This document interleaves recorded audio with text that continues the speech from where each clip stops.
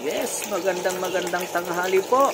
Dahil birthday natin ngayon, no, iprito tayo ng Pag nalaglag kayo, isang malaking tapa ng baboy.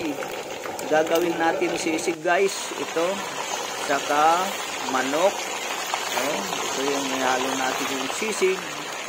Nagprito din tayo ng sisig. Ito guys, napakasarap yung natin. Pinaglulutan natin pala guys yung ginawa kong Calandius oil. Napakaganda, tipid ng Dios oil. Ito na guys, pakita ko sa inyo yung tinadtad ko. Ayan na po guys.